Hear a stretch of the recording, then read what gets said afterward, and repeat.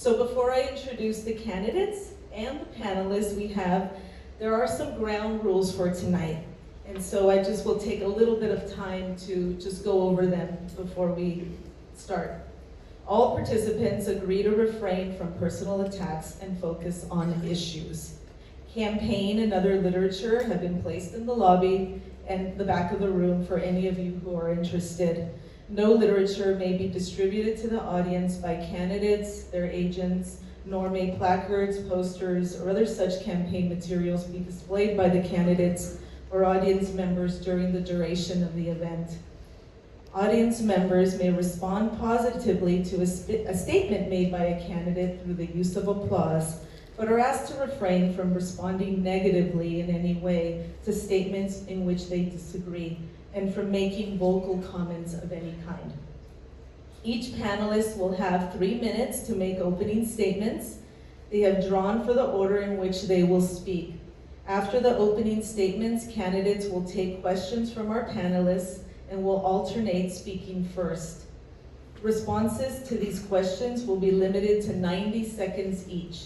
Each candidate will also have 2 extra time tokens, which are on their desks, each worth an additional 60 seconds. Finally, each panelist will be given 3 minutes to present a closing statement. Once again, they have drawn for the order in which they will speak. As the moderator, I reserve the right to interrupt candidates kindly who go over the established time limits. So now I would like to introduce our 3 candidates vying to become our next county superintendent of schools. First, Ron Meza Calloway is a lifelong resident of Sonoma County and has served as the superintendent of the Mark West District for the past 11 years.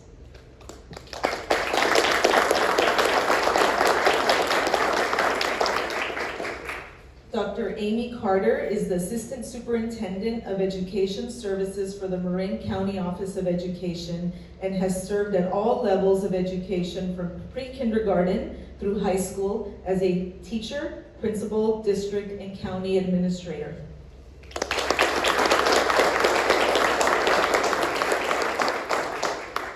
And Brad Coscarelli. He is a lifelong educator known for his collaborative and inclusive leadership style, who wants to build on his support from the California Teachers Association and local teacher groups to help Sonoma County schools into becoming a national model and destination for students, parents, and educators alike.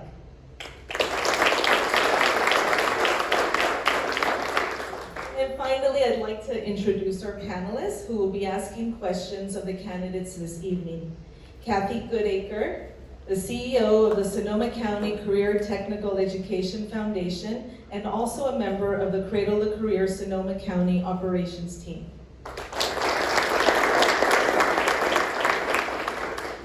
We're really happy to have students involved in this forum today, and we have Mar Rivas, who is a student and member of the Sonoma County Equity and Education Initiative.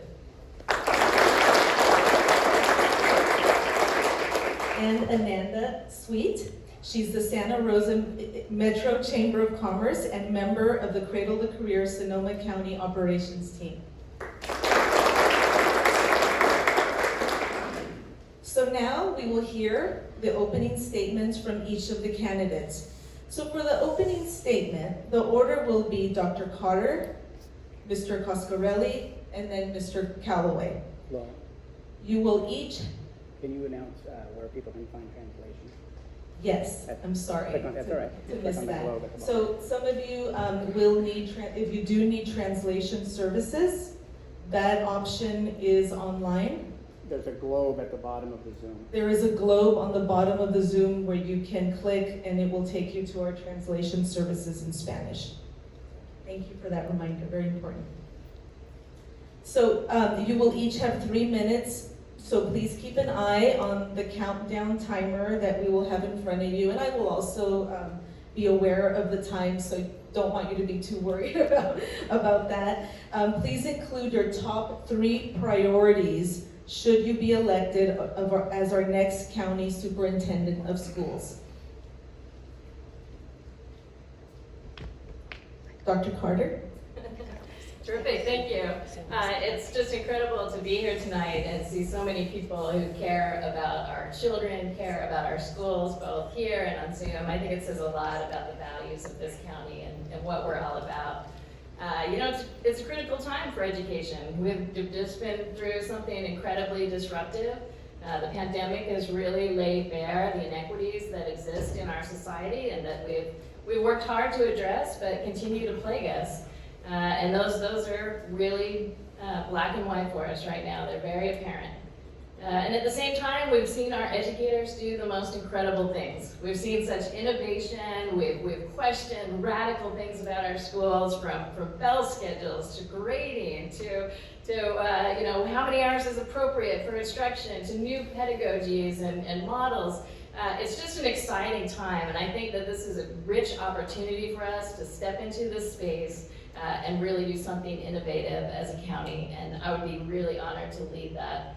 My three priorities, first of all, are safety, and when I'm talking about safety, that's finding ways to keep our children where they belong, which is in the classrooms, and making sure that they're safe no matter what the world throws at us. And secondly, to safety is mental health, right? We understand, and it's really clear to us as a society that mental health is something we have to be paying attention to in our schools. So that's an area I feel very strongly about focusing on. The second is access and making sure that we're diversifying that teacher pipeline. We need more educators of color in front of our students, and we need to find new ways to grow our own and to recruit and make sure that we have those educators there and that our curriculum is reflective of all races. And I feel like one of the most key ways to expand our teacher pipeline is to invest in teacher housing. That's something I feel strongly about, something that blessed my own life and my education career. And I want to make sure that we have that. I think it's clear to us that the cost of living in Sonoma is challenging, and we've seen districts struggle to make sure that educators have the salaries they need, and we need to start thinking differently and having new ideas about that. And my last is opportunity. I feel like every child that graduates should have multiple pathways in front of them. Career technical education, A through G, college. We should spend that senior year focusing on internships and fulfilling the vision of the portrait of the graduate. And I think part of that also is expanding our UPK. It's an exciting time to invest in our little ones and see those shifts as a state and focus on that as a county. So it'd be my great honor to serve this county and to take advantage of the opportunity that lies before us.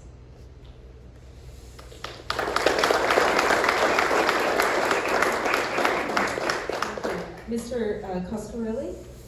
Okay, testing, good. Well, good evening, everyone. Brad Coscarelli, very proud to be here tonight. I first want to thank everyone for being here in person or at home watching this forum. And I especially want to thank Sonoma County Office of Education for putting this on with Cradle to Career. So thank you. It's important. My job tonight is fairly simple. My job is to make sure that you get to know me and you hear my vision for Sonoma County and for our students. And at the end of the night, hopefully, you've heard what that is. I've earned your support and your endorsement and your vote.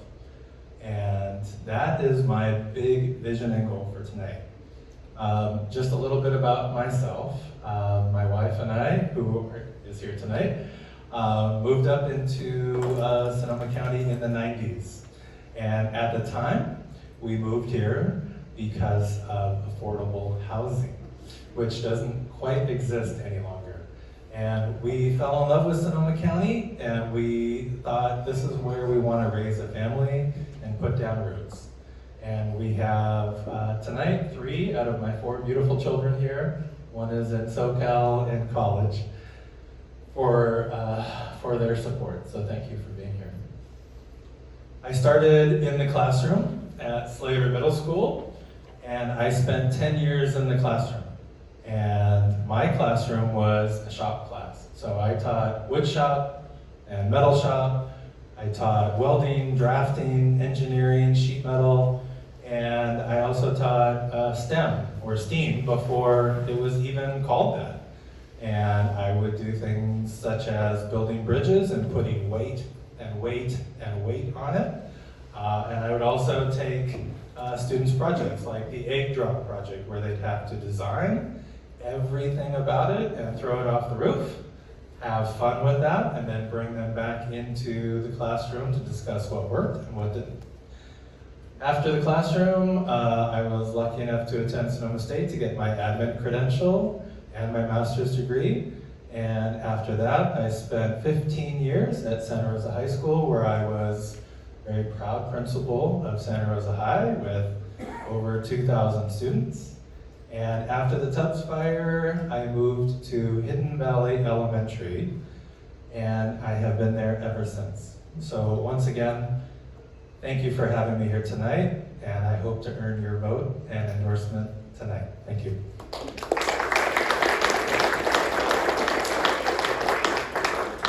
Mr. Callaway? Thank you. My name is Ron Meza Callaway, and I am the superintendent of the Mark West School District. Congratulations, you are now all in the Mark West School District. I expect you to register your children tomorrow. So, my priorities are first and foremost the mental health and social needs of our students. Starting with 2017, we had the Tubbs fire.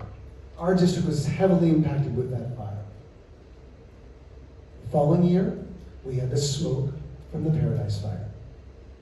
After that, the Kincaid fire comes, and we literally evacuate most of the county. Then, we have the COVID pandemic. We have had no year since 2017 that has been considered normal for our children. We must address their social, emotional needs first, as we have seen in surveys, like the Truth Survey. Children are hurting in their emotional sides. We need to immediately address that. And that is part of our mission, and as my mission to do so. Next, as a county, I look at a 2 through 22-year educational process. And what I mean by 2 years of age, I'm talking about literacy in our county. We know through the portrait of Sonoma County that there are areas that really need support. And we need to think about literacy of having every child read by the end of their 3rd grade year. This means, though, we need to start at age of 2. We need to focus on supporting children through childcare, through nonprofits, through other social entities to address those needs, because we need to have a rich literature environment of hearing that vocabulary for them. Because if we don't, there are studies that share that some students will start kindergarten with a 1 million word gap. Think about that, before they walk in the door. We have to, as a community, address those areas. And I'm running out of time. So, the last piece I will share is that we need to look at 7th through 12th grade.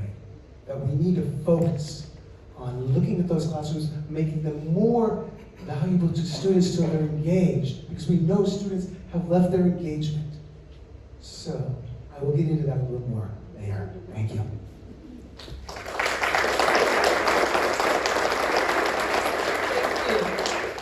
Thank you. I just want to remind those of you that are online that there is a Spanish translation option. If you click on the globe, you should be able to hear everything in Spanish, which is really great. So we're now going to move into the question portion of this forum, and I'd like to invite Ananda to come. Thank you. For this first question, we'll start with Mr. Callaway, followed by Dr. Carter, and finally with Mr. Coscarelli. What is your vision for preschool through third grade education in Sonoma County? What are your priorities in supporting school districts as they collaborate with early learning and care partners to implement Universal Transitional Kindergarten, or UTK? Thank you, Ananda. So I've actually been part of a process of this pre-COVID.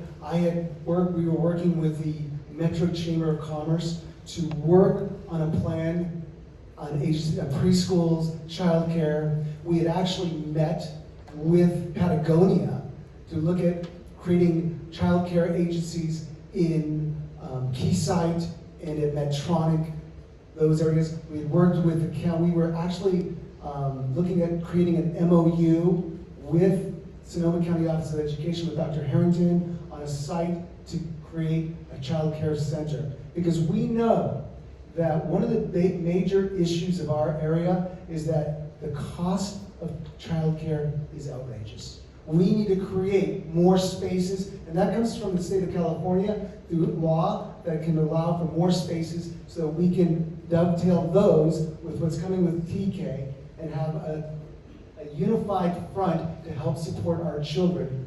We also need for our child care providers to work with our early childhood education in our TK programs, because obviously we're moving to 4 years of age.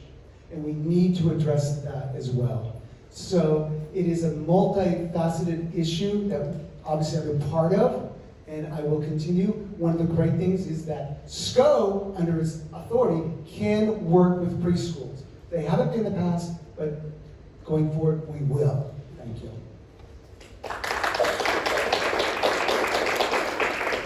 Thank you. And also, if you need the question repeated, let me know and I can. I probably didn't finish. No, go ahead, Doctor. Terrific. So this is really work that I'm doing right now in my county office role. Last Friday, I got the opportunity to be a panelist, along with Tony Thurman and others, for our first 5 event. And as we're making this transition, we have the K-12 system that has its own perspective, and we have the early childhood education community. And we have to learn from one another. Our TKs need to be play-based, they need to be aligned with the curriculum, and we need to take the time to listen to our early child care providers and all that they know.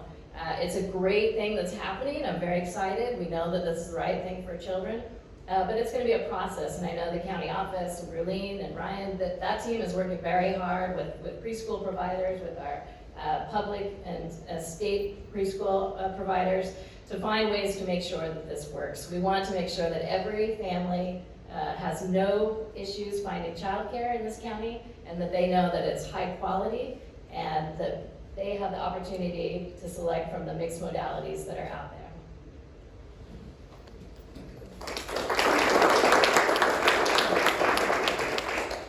Mr. Kusker. Thank you. So UTK, or Universal Transitional Kindergarten, is something that I've already been working on. We're actually preparing for it for next year in the fall. We're putting together plans for curriculum, for teachers, for staffing, and for facilities. And this is something that is incredible.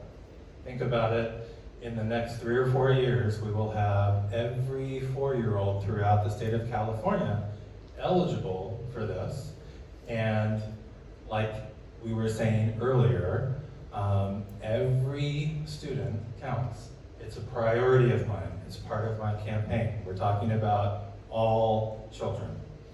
And as that's a priority, we have to discuss our youngest. And with 4-year-olds, hopefully, we can have them come into our school systems and we can get them ready for TK, ready for kindergarten and first grade, so that in many years' time, when they hit high school, they are ready to go. They're not behind, but they're at grade level in reading and writing and math. This is critical for our county, it's critical for our state. I'm really pleased to be a part of this, and I'm happy that we're heading this way for our children. It's what's best for our students, and it's what's best for our families. Thank you.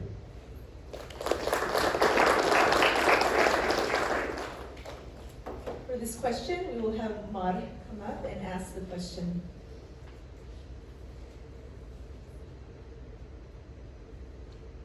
session, the order will be Dr. Carter, Mr. Pasquarelli, and then Mr. Calloway. How do you support schools in addressing the mental health crisis happening among our youth? Specifically, how would you respond to the Youth Truth Survey data completed recently by over 38,000 Sonoma County students indicating high levels of stress and anxiety? And how would you support the adults in our system as they try to address the needs of kids of all ages? That's an excellent question, and I think this is core to my mission and what I want to work on in this role. I have a 90-day plan on my website, and I cite that issue that you talk about. We're in a crisis mode, and we need to find those mental health solutions. One of the projects that I've worked on in my career is establishing wellness centers on our campuses. These are places where youth can go and get support, and there's mental health professionals that are there. We also have to make sure that there's no barriers to the access of mental health resources.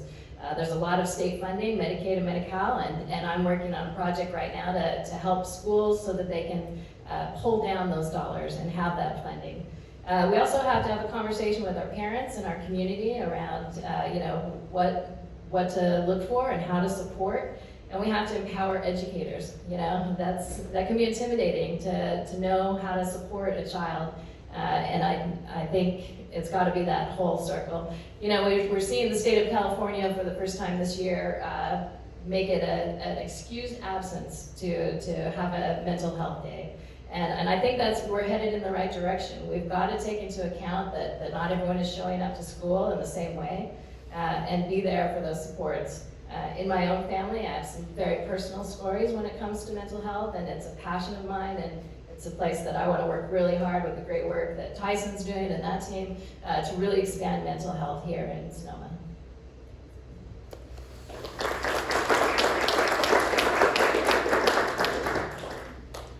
I'm really glad that this is being brought up. I appreciate the question, and it's something that we definitely need to bring up and talk about, not only in Sonoma County, but throughout the state and throughout the nation. This has always been an area of priority for me. I've always taken this area very seriously, both personally and for not just my students, but also my staff.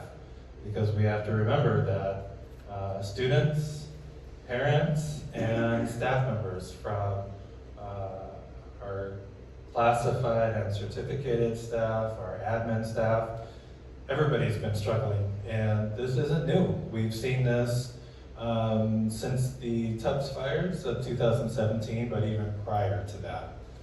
Every year I make it a point to make sure that my staff knows where I stand. We've always had a philosophy at my schools that I've been at that any time a teacher needs to stop the curriculum and focus on social emotional learning, they absolutely can.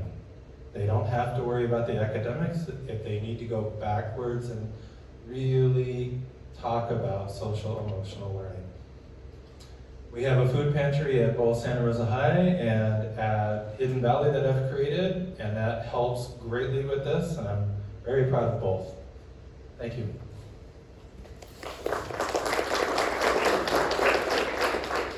This question,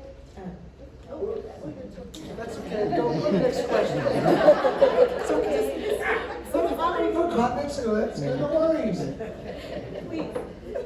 I quickly disappear. So, from the county perspective, I am part of a team led by Dana Pedersen, who is the superintendent of Guerneville. It's on Measure O, which was passed by the county. It's a county measurement that brings mental health initiative to our county. We are working directly with Supervisor Corsi and Supervisor Gore, and we'll be meeting with them again to create this plan of bringing mental health supports to our county. It's going to take more than that. We're going to need all hands on deck to create that support. Obviously, I forgot Mr. Dickinson over there. Ty is part of that team as well. I want to make sure you were recognized. Sorry. And it is extremely important that we work on supporting our children through this trauma As I mentioned, obviously, through my opening, that is a high priority for me. I just see this as something we need to address. In 2017, when we had the Tubbs fire, we created a counseling plan led by Dr. Rachel Valenzuela for our district. We've shared that model with other districts because of the trauma that was occurred. In that trauma, in that education, is what Brad kind of alluded to, was that the first step is to take all staff, bring them together, understand what the children are going to be facing when they come on campus, provide them the supports. It's like when you're on an airplane and you have turbulence, and they drop the oxygen mask, and I've gone over my time. I'll just finish this statement. You are to take, the adult takes the mask and then gives it to the child. So that's it.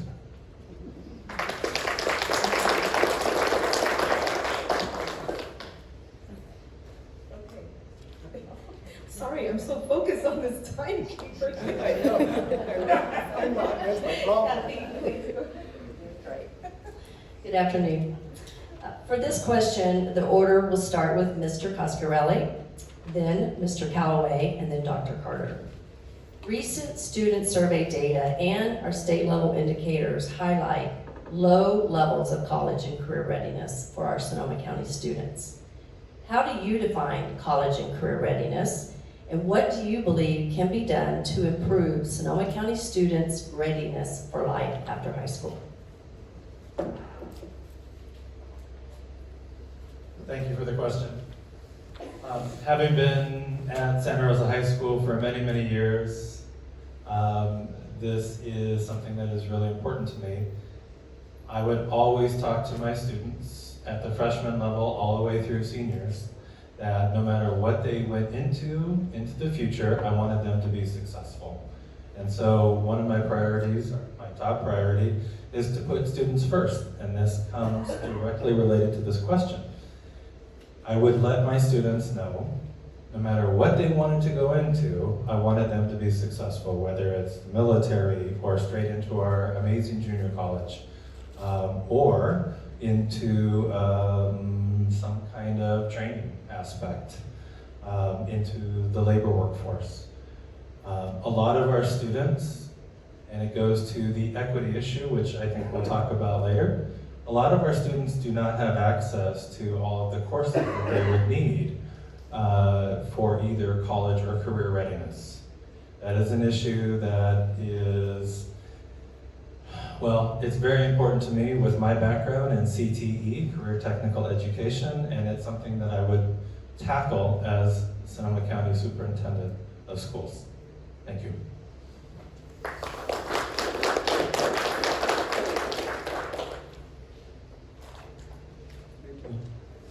Oh, good.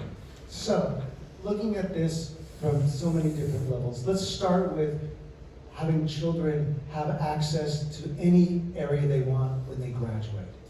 Let's go back. When I mentioned literacy, we have to have students reading by the time they end third grade. Because in order to access higher level thinking and more complex problems, they have to be able to understand. Therefore, we need to do an upstream investment to start with, working on getting all of our children to be readers by the time they're in third grade. In this high school, middle school arena, we need to look at work-based learning, giving opportunities for our children to go out into the community, to find and work with our partners in business, to learn at an early age what it looks like, to explore things, and to get credit for it, actual credit. So that when you're in those classes, you get English credit or you get math credit, so that you're working on something that engages you and makes you want to be in school. We want every opportunity for our children. If they want to go through the A through G path, or they want to go into a career path, we just want them to have opportunity.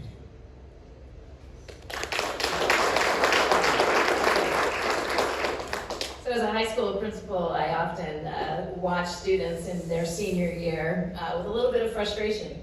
They work really hard their junior year, get those AP classes, take the SAT. Senior year, what's required? English and econ.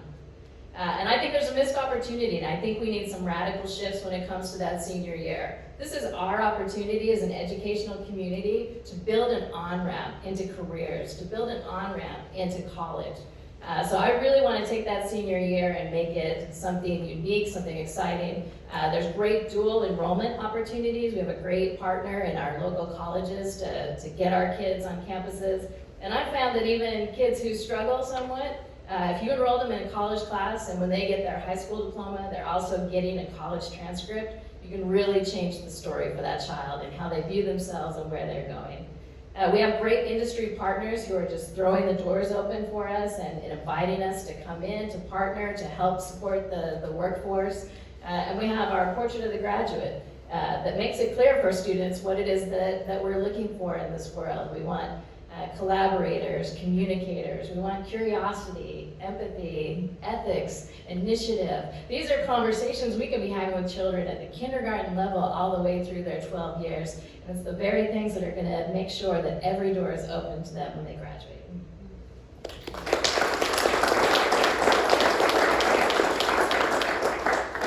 So I'll be asking this next question, and the order is Mr. Callaway, Dr. Carter, and then Mr. Coscarelli. The most recent portrait of Sonoma County reveals significant educational disparities for Black and Indigenous students. Latinx students, who comprise the majority of population in Sonoma County Public Schools, also have a lower graduation rate than white students in our county. How will you address the educational inequities that students of color, our BIPOC population, are facing in Sonoma County? Mr. Callaway? Yes, as I shared the portrait earlier in Sonoma County, we know those areas in our county that absolutely need their supports. We need to identify the resources necessary to go into those areas and provide early childcare, early literacy, and early efforts to welcome them. The other piece that we really need to look at is making our schools community centers. And I'm talking about elementary schools, middle schools, and high schools. So that parents are engaged in our communities who are not normally there. We have to reach out to them. We have to talk to them at their place. And then hopefully bring them into our campuses. Because if they feel at home on our campuses, if they see us as a willing partner on our campuses, then their children are engaged with us. And they are engaged in the curriculum and the future that they can have. That piece of resources needs to come not only from Sonoma County Office of Education, but from all of our business partners, our nonprofit, just like we're doing with at the community level. We have the other Measure O, which is the task force looking at those areas. We need to create that. That's the Santa Rosa Measure O, by the way. So.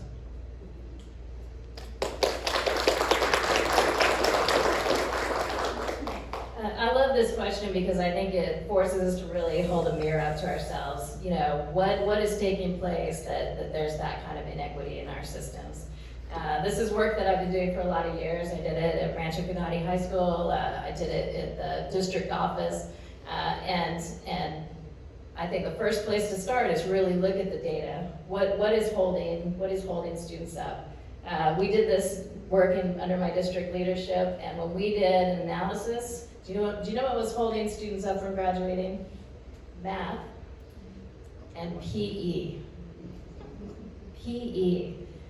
So we had a conversation around how is it that our physical education is a barrier to students graduating?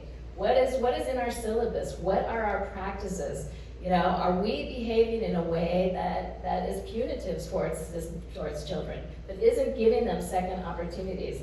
You know, we circled back and did empathy interviews, and I'll take my extra minute. We did empathy interviews with kids, and they told us that they would get to October in the semester, and they knew that they had an F. Knew they had an F. Mathematically impossible to change their course.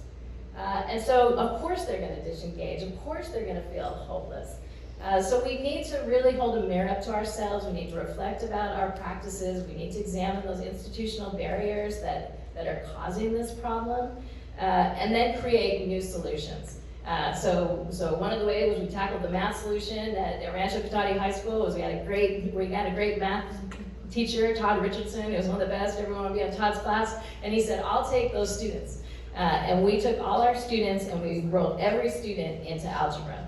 We stopped sorting them as they came in the door. We put every student into algebra, and when they struggled, when we saw they needed more help, they went into Todd Richardson's class, and he was there with a Spanish language partner that helped those students, and he helped them. He was like their home tutor. You know, these kids had a home tutor, were the best in the county. They're helping them through that work. So we created a system that helped them access, and every single child, I think we only had one that passed their algebra class through that model.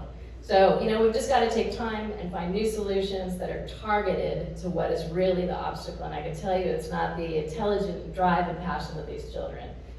It's our system, and we need to find solutions.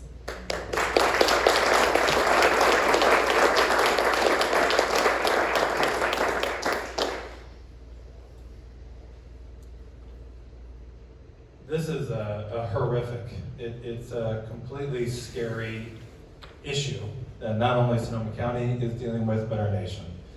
There should be no reason for this, and yet here it is, and it exists in our county. To think that we have students of color not graduating at the same rates as their white counterparts. That should never be the case, ever. We need to have funding from our federal government and from our state government to help our students and our schools. We need to make sure that they're getting all the supports necessary. Everything that we can do. A lot of times, as administrators, we tend to talk a lot, but we need to listen. We need to listen to our communities to find out exactly what they need in order to make this happen. And as county superintendent, that would be my job. My job is to go out and listen to the communities, find out what they need, and put those supports in place immediately. Thank you.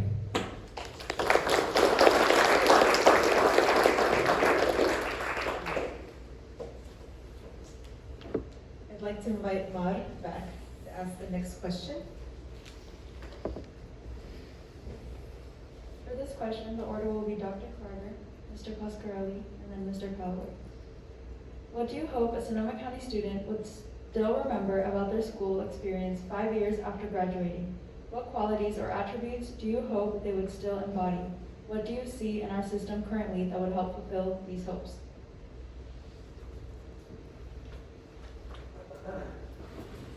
That's a meaty one. I think I could write a book there. I think it's about happiness.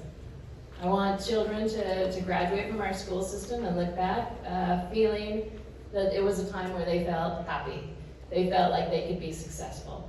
And I think too often we have systems that have punitive models, and that we need to look at that because schools should be a place that are welcoming and inviting and help a child realize their passion, what they're excited about, and realize that they are capable and walk into this world with the confidence that they need. I reference the portrait of the graduate a lot because it feeds so well into this.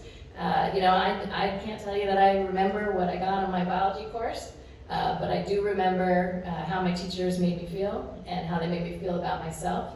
And I have a lot of friends, and I'm sure we all know them, that have walked away from the education system with a different lens on themselves.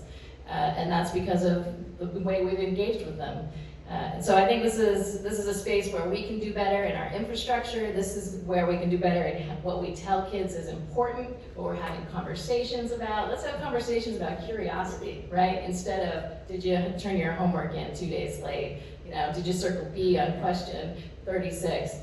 We've got to start focusing on those and understanding that we're a community that needs relationships. I think we've all seen that through the pandemic. We need relationships, inclusion, and we need to make sure that our children graduate with a strong sense of self and confidence.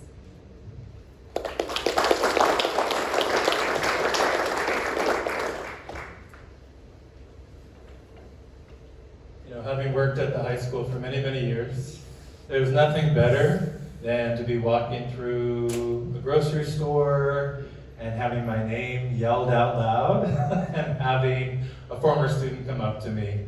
And I love hearing about how they're doing and what they're working on. You know, we always stressed a lot of school spirit and school pride. And I would hope that they would look back in those years with a lot of fondness, a lot of happiness. Oftentimes, students will come up to me and they'll say, you know, I wasn't the best student, Mr. Coscarelli. I did get into a little bit of trouble, but you never gave up on me. You always had faith in me, and you always told me that I could do it, I could succeed. And to me, that's the most important. I love hearing that. It means the world to me to see my former students and how they're doing.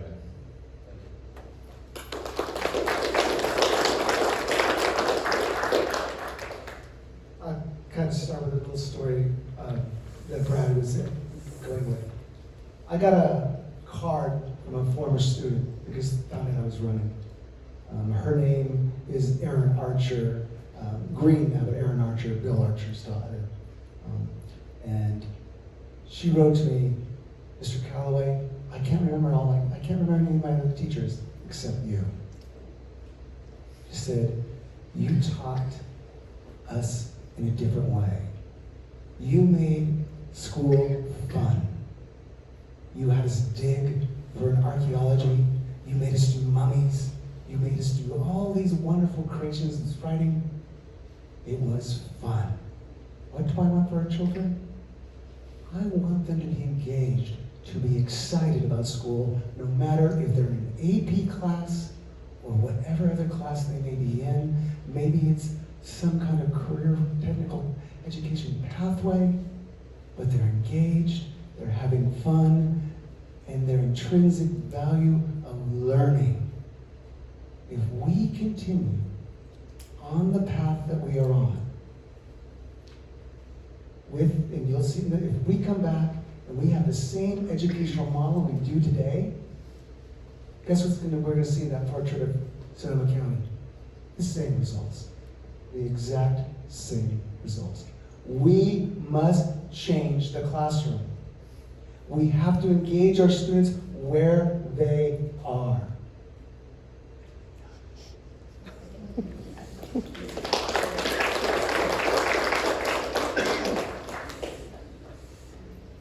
Our next question will be asked by Ananda.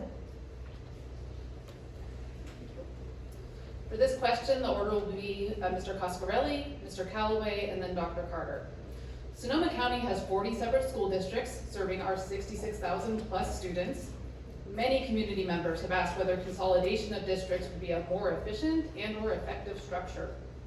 What would you see as the strengths and the weaknesses of having 40 districts? And as superintendent, would you advocate for consolidation of districts?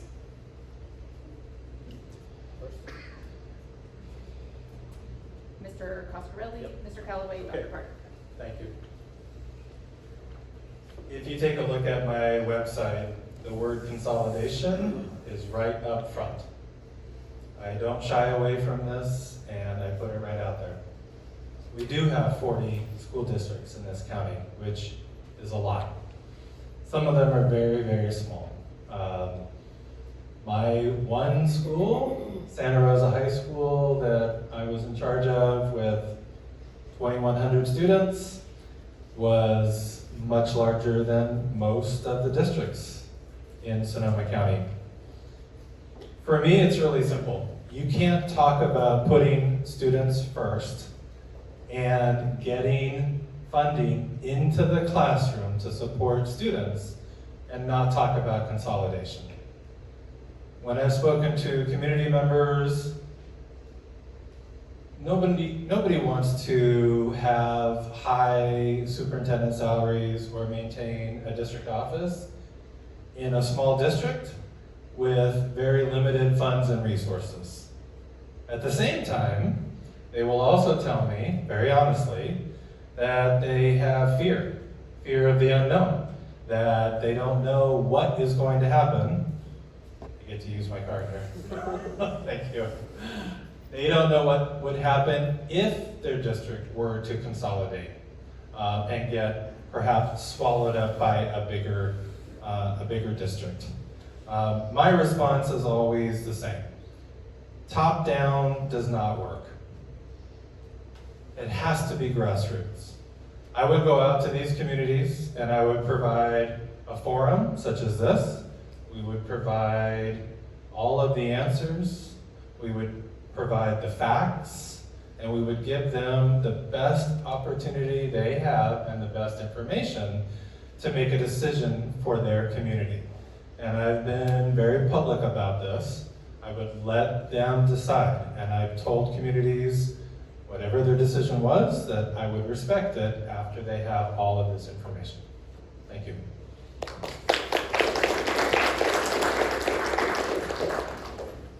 So on the area of consolidation, just so we're aware that currently there are actually 2 studies being done on consolidation. And the way they're started is through a process where a district requests a consolidation study, and that goes to the county superintendent, and that county superintendent then creates what's called an RFP, request for proposals.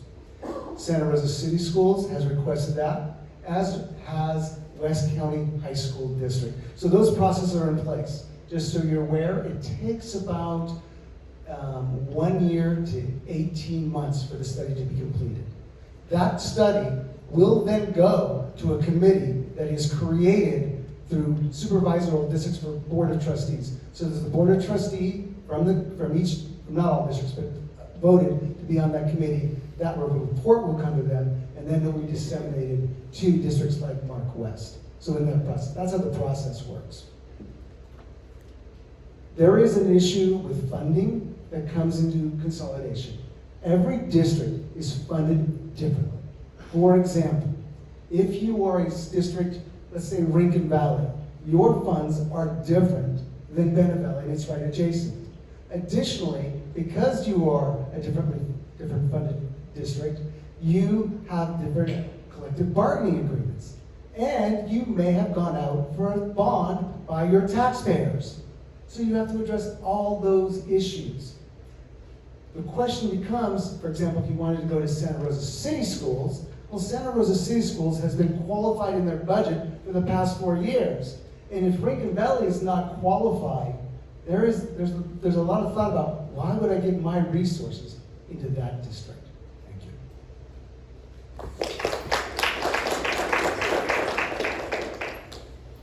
It's complicated. We do have the high number of districts, but I would say those little districts are really invested in their identity and in their schools, and there's a cultural conversation we're going to have about that. As the Sonoma County Superintendent, I would not have the authority to make consolidation happen. That doesn't reside in that office. It has to come through 3 different pathways. So primarily the school board could move that forward and make that request. Local city government could make that request. Voters themselves can sign a petition, and if they have 25% of the voters, then that can move forward. The county office then does a study and looks at some of these financial issues and make sure that it's something that's viable, and then it goes to the state. It can end up on the ballot.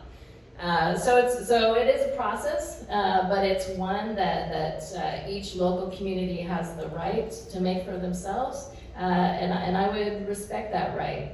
That said, if there were districts that were interested in moving in that direction, I would be the first one at the table to help and make sure that it's done well and that it's done properly, and that we've thought through a lot of different elements.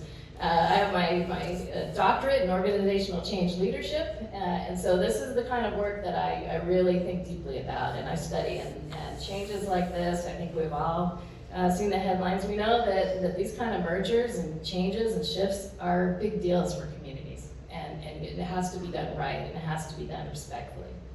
I think there's another place that we can have this conversation as well, and that's up at state government.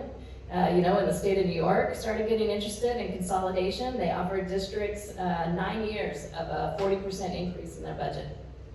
So, now it's looking like an okay solution. The state of Maine just simply mandate it and make it happen. And so I think there's a lot of creative solutions. If the voter base is interested in this option, there's a lot of ways that we can go about it. But as an elected official, I would need to respect the elected officials and school boards and city representatives from all those communities, and let them make the best decision for themselves.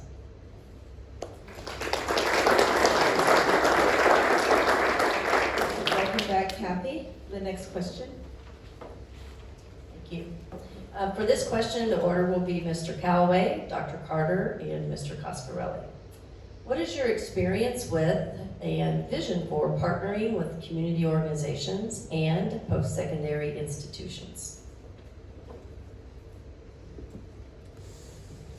With institutions, obviously, we mentioned working with Measure O in this county at the Santa Rosa level, and that's working with a task force that's looking out to reach out to youth, and we have many nonprofits, and we have many school districts and other community-based workers looking at that area to make sure we are identifying students to streamline supports for them, because we have some students, unfortunately, who are going down a path, and that's what that Measure O path is for. It is really important that we work as a community to work with our higher ed, especially in education piece. One of the areas that I know we need to focus on, especially with Sonoma State University, is in the area of reading. I really want to emphasize that we have a phonics-based reading program. I am fully committed to that, looking at that program, because that is the basis for helping structured reading go forward. And so that piece, that communication piece, is imperative. There was, at one time, there was a little bit of more stretch for Sonoma State to be in whole reading, and I hope that we can work on that piece specifically. Obviously, we need to look at the high school levels. I was part of a project when I was the assistant superintendent of human services at Santa Rosa City Schools. I was part of the college magnet program created at Pioneer High School. The superintendent, Dr. Liddell, put me in charge, even though it wasn't in curriculum. That was my charge, to help create the magnet program and that conduit. Thank you.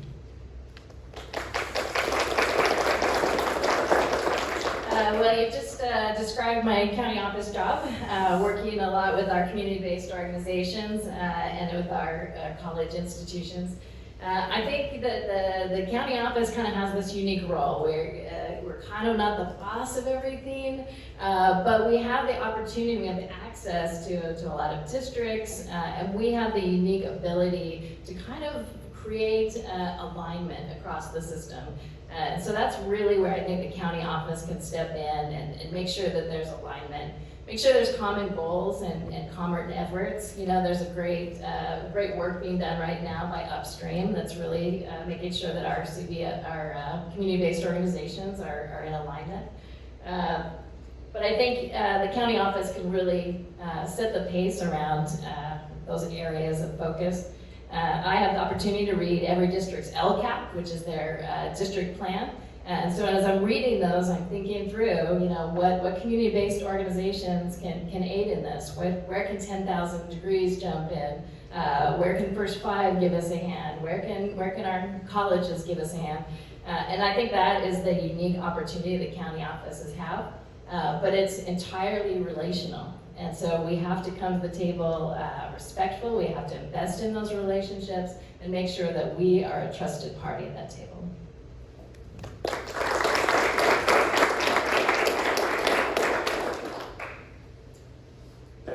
the county superintendent, this is where I would take action. This is where I would be very vocal. Over the years, I've been able to build strong relationships with community organizations and with our amazing Santa Rosa Junior College and Sonoma State University. And I know this term may get overused a little bit, but it really does take a village. Schools cannot do this alone. And so as county superintendent, one of my many jobs would be to get out there and to provide huge help and support through all of the community organizations that exist in Sonoma County. Why couldn't we have Santa Rosa Junior College free for our students? We have busing for free. Anything like that that we can do to help provide support for our students is huge. For me, this is critical, and it has to be something that as superintendent, I wouldn't sit down in my office. This would be something I would get out and talk to the community about immediately. Thank you.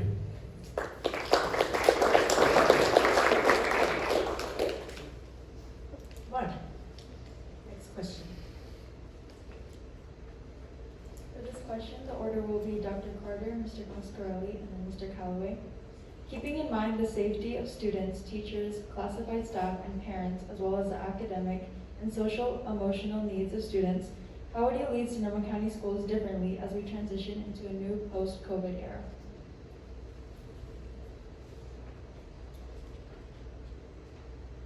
I think your first question really drove at it. I think we need to be a system that's a little more focused on the mental health of our students. That has to be something as we rebuild back that we focused more strongly on that. And I can tell you as a high school principal that ran schools where I lost children who made that horrible decision. It's essential to me, and I feel like we have a reckoning day that we need to face that and make sure that we come back from this pandemic, making sure that mental health is a priority. I think it's also an opportunity to just keep questioning our organizations. We've seen so much great innovation. We were asking ourselves whether we should grade kids, right? What does whole harmless grading look like? How exciting. Why do we grade children? Honestly. So let's keep having these conversations. I think we need to stay in a place of curiosity, a place of wonder. Let's do everything we can. Government institutions have a tendency to snap back and hold their ground and retain their form. Let's be the generation that takes the education system and turns it on its head and keeps the child and the child's needs at the center of every decision we make.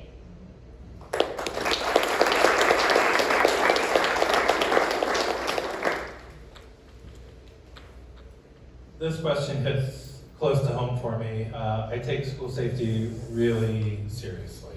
I take student safety, teacher safety, staff safety, and even district safety very, very seriously. It's something that I don't only preach, but we practice. We practice all of the time. And this is a new era. When you talk to teachers, they are afraid of school safety issues, right? That's our worst case scenario of having an active shooter on one of our campuses.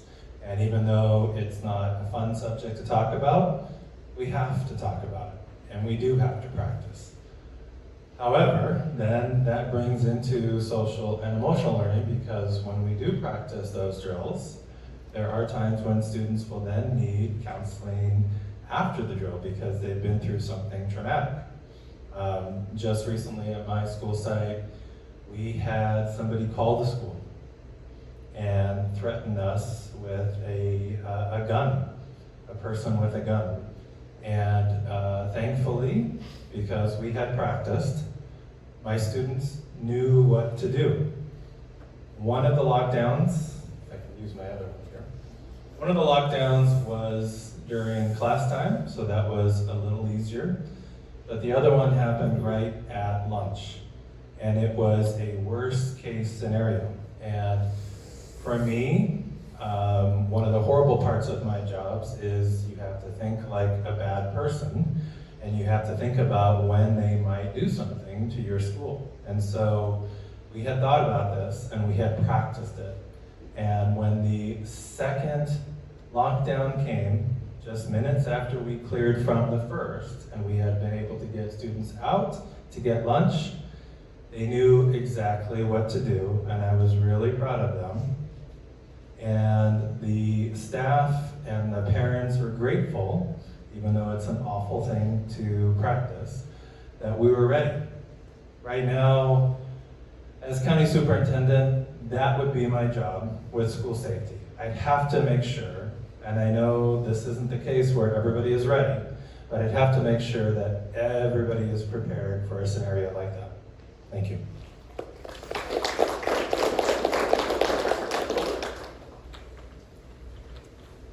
The mental health issue is obviously a very serious issue. As I've shared, we absolutely need to address that issue with all resources possible, beginning with Measure O of the county and other things. One of the things that, if we've learned through the COVID issue last year, did you know that there's a document that shares that about 1 million children disappeared last year in education? 1 million children just went away while we were doing online learning. We have to look at that. Because when they left, they didn't come back. No one knows what happened to them. We have to re-engage. We have to look at our classrooms to make them a part of their lives so that they feel empowered. If we continue to create a classroom, as I've mentioned, that doesn't engage a child, we will see the same results. We absolutely need to provide those mental health issues and counselors. We, of course, in our district, we're going to add another counselor next year because we know we have to have a counselor, additional support in our district. And if we don't do that, we're just going to be in the same place. We need to provide the supports.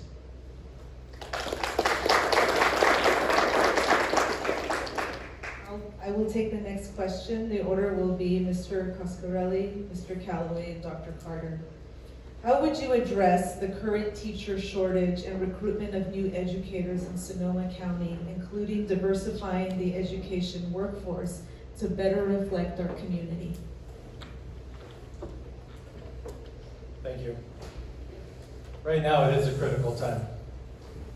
This week alone, I've had to cover, I've gotten to cover a 4th grade class and a TK combo kindergarten class simply because we don't have enough substitutes in Sonoma County. I love it, but it's really difficult. In order for us to attract and retain, which is a very common saying, we have to make sure that we offer good salaries and good benefits. When I first moved here in the late 90s, there was affordable housing.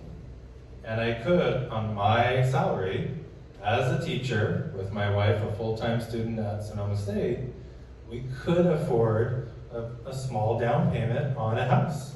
And we could live that American dream. Right now, how are we going to attract and then keep or retain teachers into Sonoma County? Well, it comes down to salaries and benefits. It comes down to our community. When you talk about community organizations and educational institutions, it's all connected. We have to help with housing. It could be teacher housing, it could be other ways of housing, but we have to make sure that they fall in love with Sonoma County just like I did years ago. Thank you.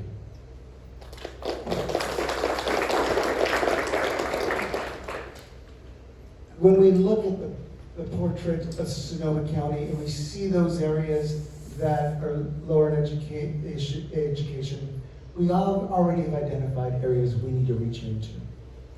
And by that, I look at the Roseland Prep, I look at Elsie Ellen, and I look at creating a pipeline of creating educators.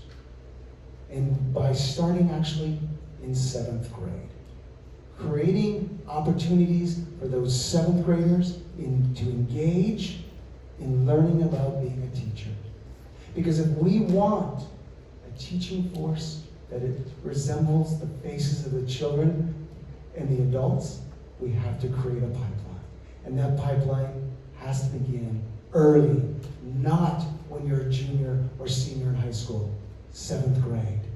Looking at that classroom and then giving those opportunities for those students in 7th grade to go down into another grade level, 2nd grade, actually being able to go there, get credit for their class work, and then matriculating, getting language arts credit, so that we create a community. Because what happens when that 2nd grader sees that 7th grader about to become a teacher? They see it themselves. They see the mirror in front of them. That's what I can become. And when that teacher is there in front of them, we create that community. Thank you.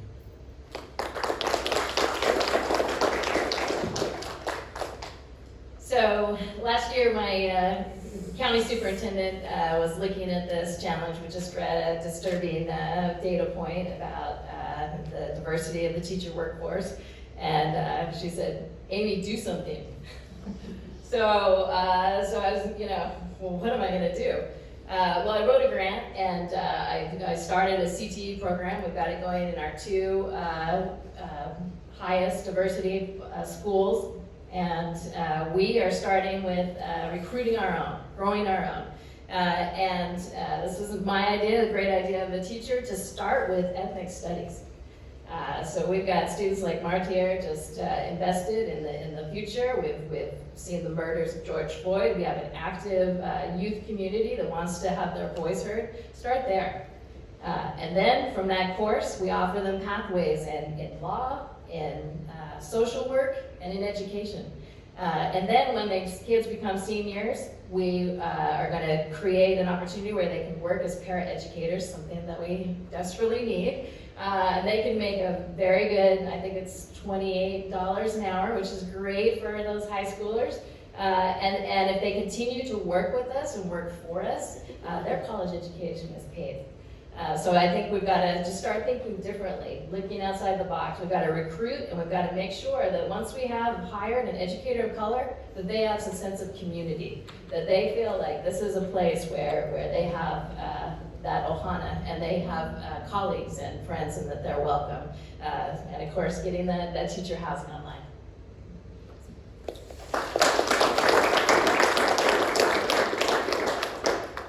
Thank you. And now we welcome back Amanda. Our next question. For this question, the order will be Mr. Callaway, and then Dr. Carter, and then Mr. Coscarelli. What actions would you take as county superintendent to address funding inequities between districts?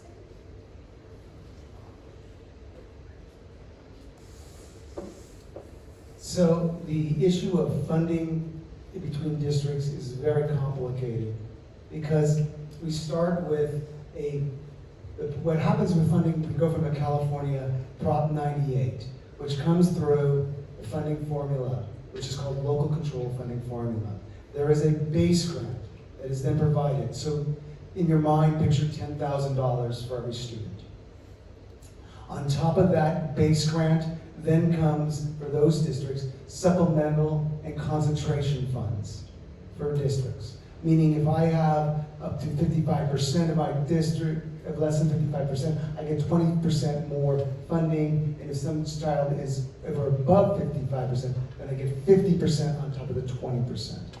So what we have to look at is the base grant as a formula. And that piece needs to come from the state of California. We as superintendents in the county, you may have seen the letter, wrote to the governor saying we need to look at the addressing the base funding, because that is going to be the general piece to how we're going to fund districts. Community-funded schools such as Hillsburg and Kenwood are in a completely different funding model. They are funded through their tax base, meaning that they don't get the $10,000 from the state, they get their tax base. I'll just keep talking. So they get their tax base. So they get about $20,000 per child, as opposed to, let's say, Santa Rosa High School, or let's say Cottonwood Park, because Cottonwood Park is in a different funding model. But their funding is at that level because they don't need any money. They don't get any money from the state. Now let's look at Cottonwood Park. They have about 45% unduplicated. That's where we're talking about the funding models. You look at them and compare them to Roseland. Roseland has a 90% unduplicated. They need those funds because they are addressing students who have different needs. So that's why there's a different funding model for each district in a sense. Because there's a base fund, and then Cottonwood Park, and then we have a more dynamic fund for Roseland and for Bellevue school districts. And of course, when you look at it, those students need those funds because they are at a disadvantage, and we need to support them. Thank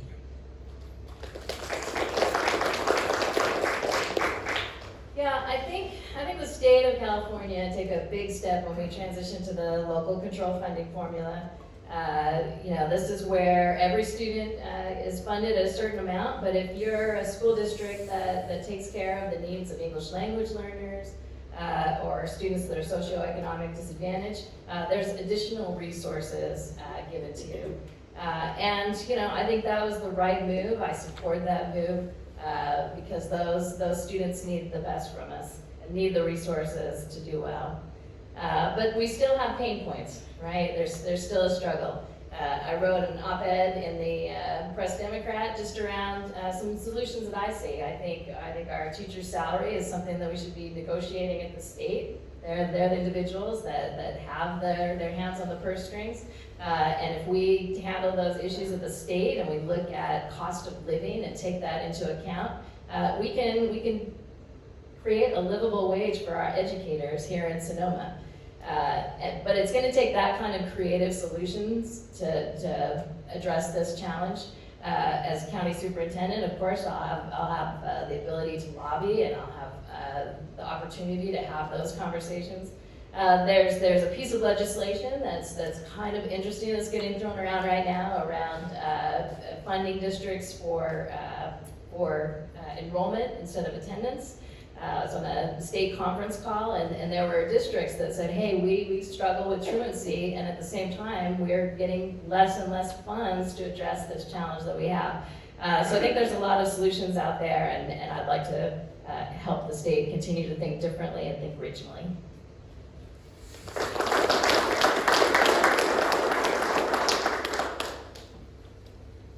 It's ridiculous to think that we have these funding inequities throughout our districts in Sonoma County. And it goes back to everything that we've been talking about today, whether it's universal kindergarten or social, emotional, and academic learning, healthcare, all of these college and career readiness, all of these issues that we've been talking about tonight. If a school district doesn't get as much funding, how can they provide all the supports that our teachers and students need in the classroom? My job as Sonoma County Superintendent of Schools is twofold. One, it's to fight for our families and our students and our teachers by going to Sacramento, arguing with our governor and our elected officials to try and get more funding for our schools in the state of California. And it's also at the national level with our federal government. The second part of that is to go back into our actual districts, our 40 districts in Sonoma County. And as superintendent of schools, I look at their budgets and I look at where the money is being spent. And we have a lot of bureaucracy in public education. I don't think it's any surprise to anyone that's listening tonight.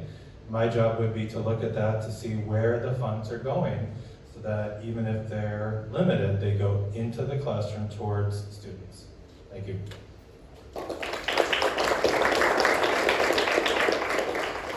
I should have said that was the last question. I'm sorry. Should have kept going. Kind of teased. That was the last question. And I have to say, all of you were very easy to moderate, so thank you for that.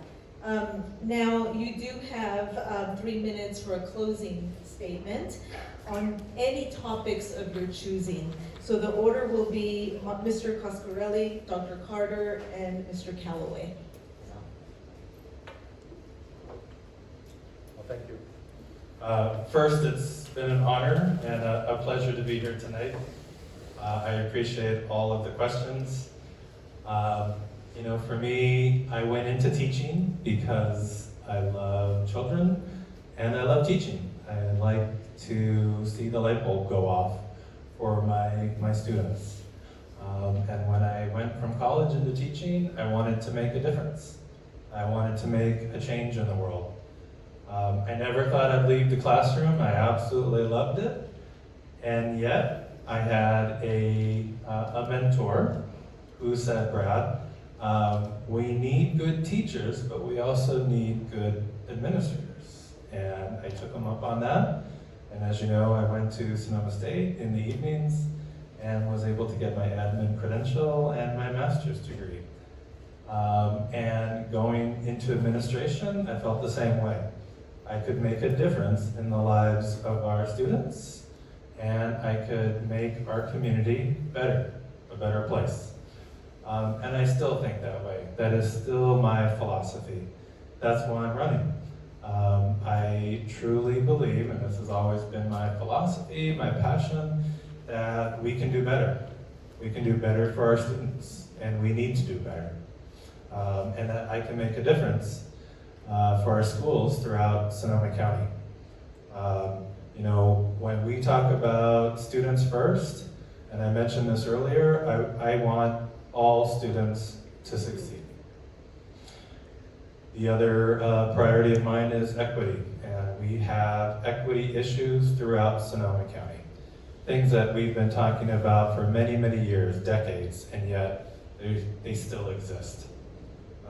And for me, the third part is fiscal management. I've been working on budgets for many, many years. It's a strength of mine, and as county superintendent, that is something that I would look at. I go into all 40 districts and see where they're spending and try to cut down on that bureaucracy that we see. So once again, thank you for having me here tonight. It's been an honor, and I hope I have earned your vote and endorsement for the June election. Thank you.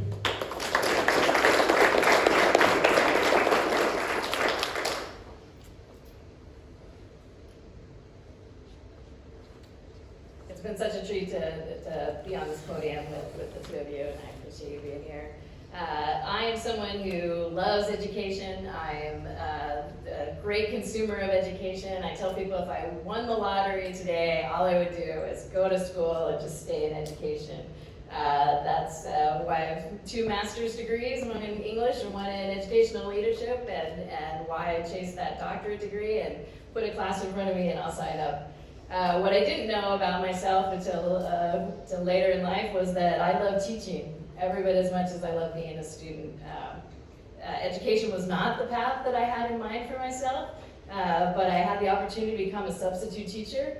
And my first day, I went home with the biggest grin on my face, and I just knew that there was nowhere else I wanted to be than on a school campus.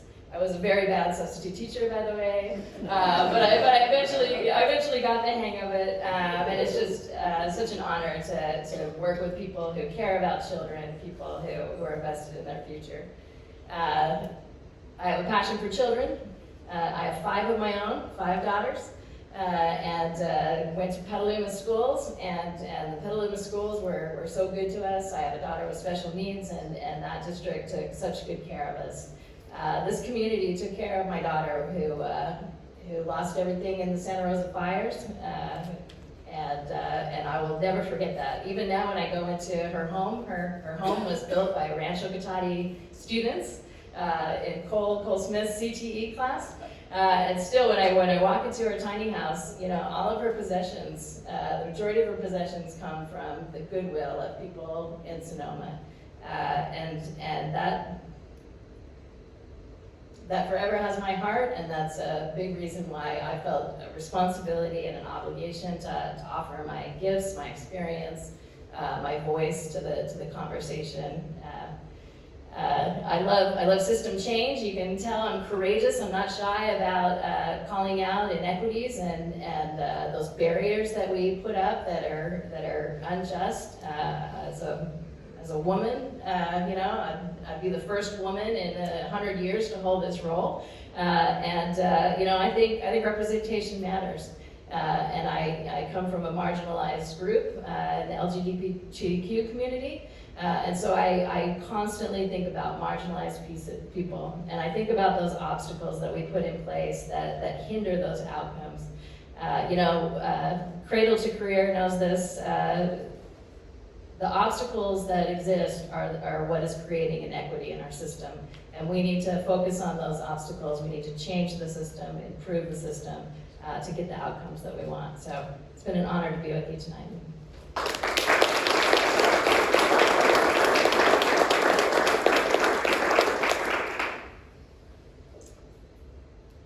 Everything I've done in education is for one reason: to make a difference in a child's life. There is no greater commission, job that one can have than making a difference in a child's life. And that means from the secretary, office manager, who has to hear one more time about a Band-Aid for a child, okay. It's the yard duty teacher who hears for the 100th time what the 3rd grade child is going to wear for Halloween. And looking at the child and listening to the story again. Making the difference every day. There is no greater job, no greater mission. I love school. I love hearing the bell ring when school starts. I love being in classrooms, but I especially love recess. I live for recess. Seeing kids with joy, happiness, laughter, sometimes tears, and being there for them. What greater mission can we have? And yes, we do need to address, because your zip code cannot be where you're going to end up in life. We have to change that. Where your address is cannot be, that's where you have to end. No, we're going to change it. If we don't change it, we are just going to be in a place that we don't want to be. There's going to be a mission soon. It's called Our Children, Our Future. I'm going to leave you with this. If I don't win this election, it's okay, because I'm going to be retired, by the way. If I don't win, I will be walking every day for this initiative for the county. It's going to make a difference in our community, in our children's lives. Remember the name, Our Children, Our Future. It's what we need to be about. Thank you.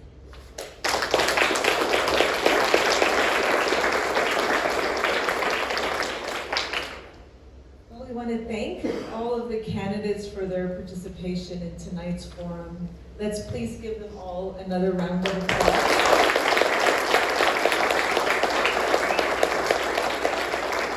We also want to thank everyone who attended tonight's forum. It's a crowded room, and either you're here or virtual, so thank you for attending. We also are aware that there are other opportunities to hear from our candidates prior to the election, and that's exactly 2 months away on June 7th. So these are those events, and I'll just read them off, and I'm sure you'll be hearing more. On Tuesday, April 12th, the Special Education Community Advisory Committee will be hosting a virtual forum from 6 to 7, focusing on topics related to students with special needs. Thursday, April 14th, Los 100 will be hosting a virtual forum at 7 p.m. focusing on issues of equity and education. Tuesday, April 26th, SCO will be hosting a hybrid forum, 3 to 5, focusing both on outward-facing role of county superintendent as well as their role in leading the organization. And on Thursday, May 26th, the Sonoma County Arts Education Alliance will be hosting a live forum, 9:30 to 10 a.m. here in the SCO Teacher Learning Center as part of the State of the Arts Education event. So I want to thank you all again, and again, I want to thank all of you who attended. Really a special thanks to SCO for hosting all of us and the technology and being able to provide access to our Spanish-speaking community and those of you who could not attend. Thank you and have a great evening.